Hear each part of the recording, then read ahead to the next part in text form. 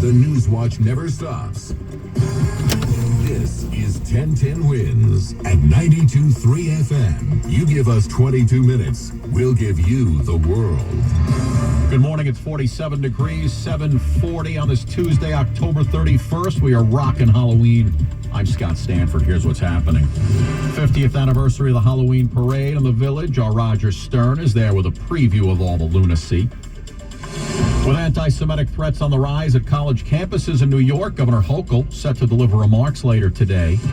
There will be no ceasefire. That's the word from Israeli Prime Minister Benjamin Netanyahu as IDF forces move further into Gaza. With more migrant shelters opening in New York, our Carol D'Oria took a tour of new tent city going up at Floyd Bennett Field. Oh, the land of the free. Flava Flav with the national anthem in Milwaukee. Depending on your ears, some loved it, some not so much.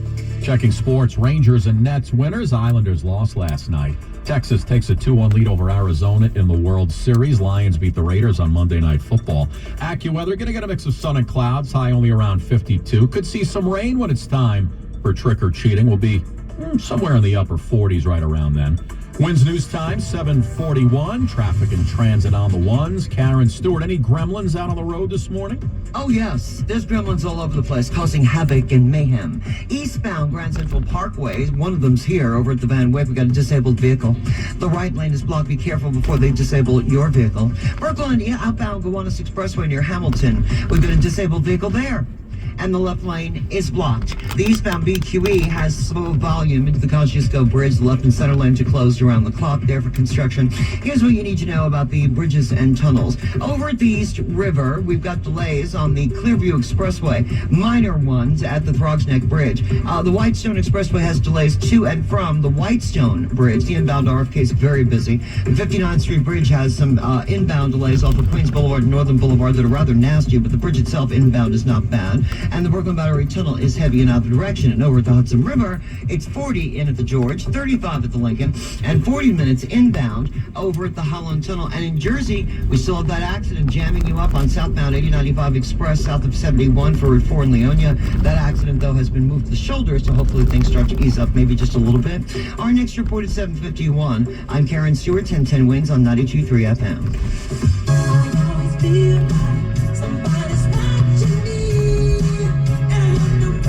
Well, believe it or not, the Village Halloween Parade is marking its 50th anniversary this year. We'll see lots of marchers in cool costumes and floats making their way up 6th Avenue. Tens of thousands of people all coming.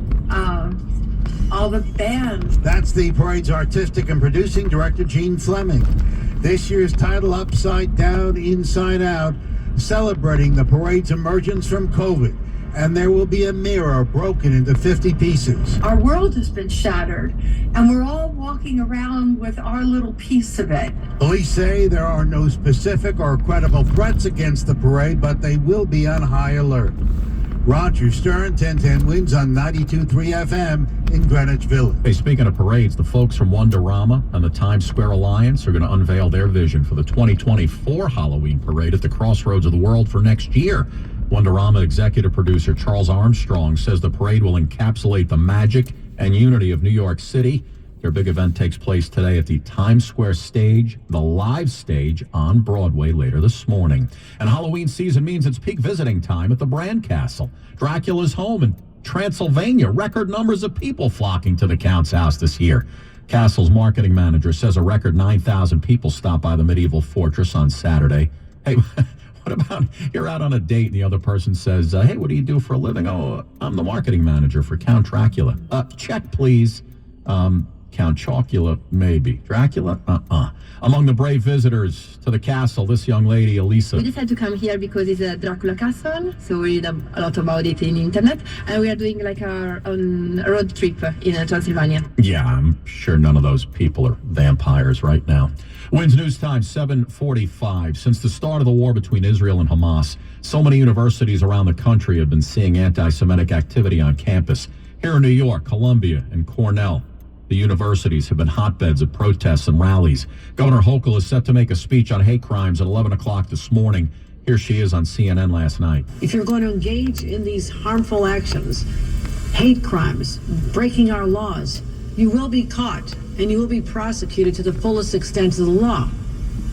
That's the strong message I want to deliver here today. Governor says New York State Police will increase security on Cornell's campus. The White House is announcing new actions today aimed at combating anti-Semitic incidents on college campuses. Officials on Long Island are also scheduled to address anti-Semitic activity today as well. Community leaders, rabbis, and families of Holocaust survivors are condemning the political ads in both Nassau and Suffolk County. Nassau County legislator Josh Lafazan, who is a Democrat, says the ad that targets him shows him with fistfuls of $100 bills, his nose enlarged. The advertisement that was used to target me was so vile in its anti-Semitic nature that my campaign staff wasn't sure that it was real. The Republican Party in a statement says they do not associate illustrations of greed and corrupt politicians holding money with any ethnic group, race, or religion. We are a proud community, and we're calling on our opponent, and we're calling on the Nassau County Republican Party to take ownership and accountability of their mistake. Sophia Hall, 1010 Wins on 92.3 FM on Long Island. Wins News Time 746. When it comes to a ceasefire with Hamas in Gaza, there will be no ceasefire. That's the word from Israeli Prime Minister Benjamin Netanyahu. This is a time for a war for our common future. Today we draw a line between the forces of civilization and the forces of barbarism. It is a time for everyone to decide where they stand. Israel will stand against the forces of barbarism until victory. Netanyahu went on to say just as the United States would not agree to a ceasefire after the bombing of Pearl Harbor or after 9/11, Israel will not agree either. And while Israel continues to advance into Gaza, IDF spokesman Lieutenant Colonel Jonathan Conricus says that they are systematically taking care of the enemy. Quite a lot of Hamas operatives that try to engage with our troops are no longer among us, and we will continue to operate like that at this pace and in different locations until we dismantle Hamas. Wins News Time 747. Floyd Bennett Field, the latest tent city opening up to house asylum seekers flooding into New York. Officials gave a tour yesterday of this new humanitarian relief center. Floyd Bennett Field is an airfield in Marine Park just south of the Belt Parkway on Flatbush Avenue. There are no stores, houses, or transportation, but that's where the city has set up 4 huge white tents to house up to 2,000 people, all families with children, migrants. Dr. Ted Long of the New York City Health and Hospital says they will be screened twice for different diseases, and then the city will help them with their goals. Do you have a brother in Chicago you're trying to get to? Do you want to be reticketed somewhere else? Do you want to get work authorization but have had trouble with the paperwork? Whatever your goals are here, we're going to set up a 60-day period with multiple touch points each month to help you and your family for your children achieve your goals. The city will provide 24-hour cafeteria service, showers and bathrooms, and a schoolroom so children can do their homework. Families can stay up to 60 days. Carol Dioria, 1010 Wins at 92.3 FM at Floyd Bennett Field. A teenager who's accused of killing an off-duty officer in Yonkers last December has now been charged in that fatal wreck. A symbolic act with a powerful message. Yonkers Detective Sergeant Frank Gualdino's handcuffs on the 16-year-old accused of recklessly causing the veteran officer's death. The teen entered a plea of not guilty to a single count of criminally negligent homicide. Nearly a year ago, a violent head-on collision on Tuckahoe Road killed Gualdino in his patrol car. The 16-year-old had a learner's permit. Police released dash cam video of a speeding BMW swerving out of control, crossing the double yellow into oncoming traffic. The teen, who spent months in a hospital, walked into court. His attorney wants the case moved to family court. Detective Sergeant Gualdino was married with 2 children. He was 53 years old and 9 months away from retirement. Sean Adams, 1010 Wins on 92.3 FM.